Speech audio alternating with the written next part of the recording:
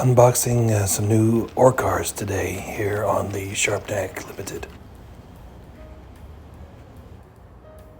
Excited today, I got a brand new piece of rolling stock here. You've seen a lot of O-scale stuff from me. What am I doing with this thing that says Spectrum, which would be a Bachmann product? I actually do also do On30 along with the O gauge, and that is that's a lot of fun for me because I get to play around with different types of operations, you know, whereas the Lionel and the O gauge would be sort of like long distance and heavy freight. The mine that is part of the town of Sharpnack that I'm working on, that is actually serviced by mining engines and mining stock. And one of the things that I like from Spectrum is this thing right here, number 29801, On30 logging and mining car. This is absolutely, of all my collection, certainly this is one of my favorite cars, and you'll see why in a minute.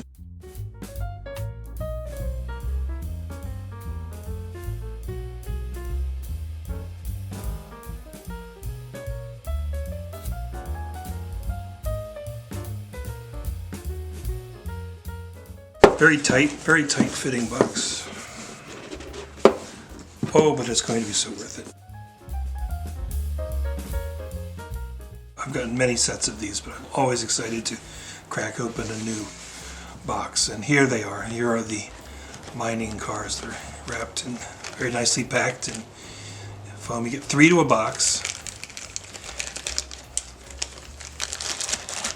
And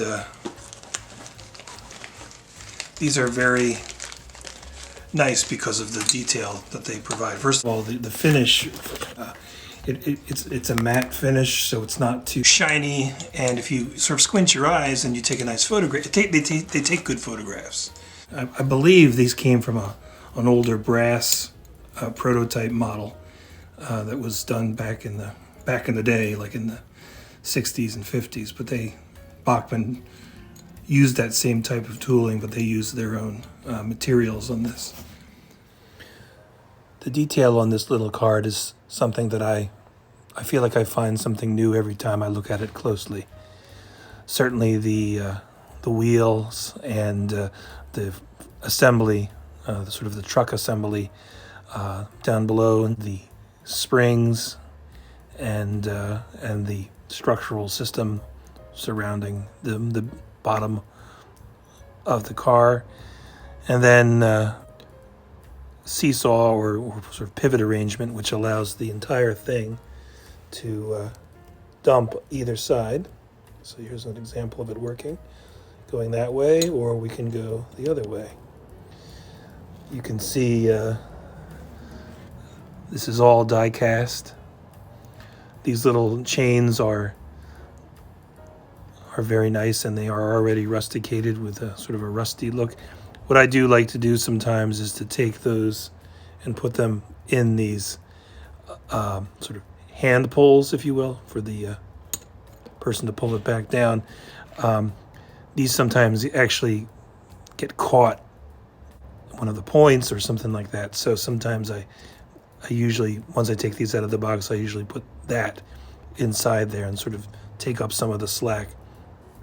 But you can see the bolts on each one of the straps here, and this is rather delicate. So if you drop these, it's easy to put back together, but it does tend to fall apart. So you want to try to take care of these, but in terms of not dropping them, they don't survive falls very well.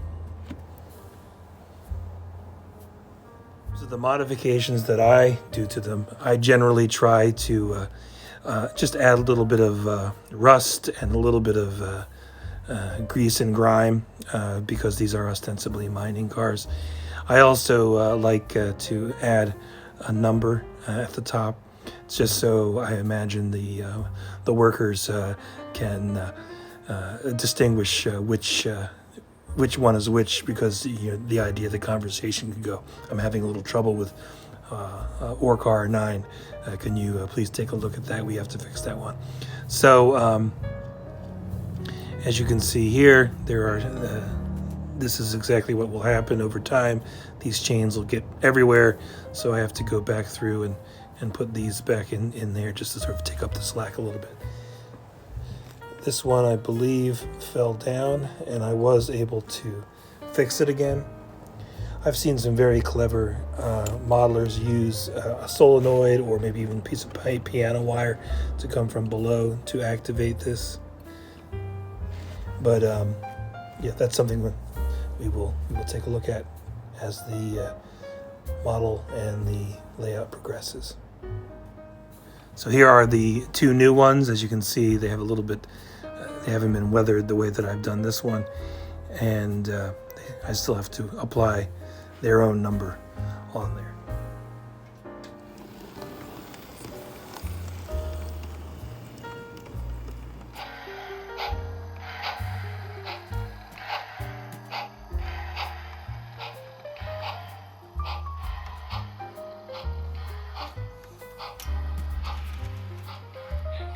Sharpnack Mines number 4 heads back towards the mountains, towards the mine, carrying a consist of empty ore cars ready for refilling that will then be taken to the power plant.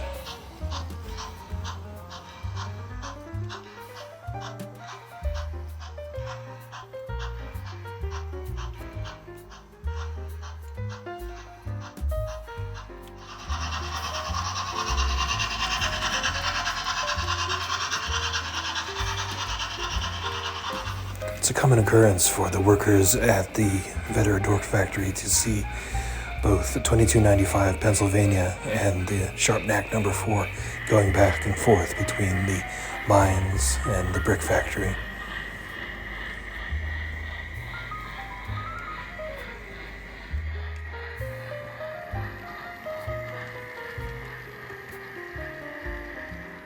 Quick update on the super detailing of this logo. I have added a new air compressor.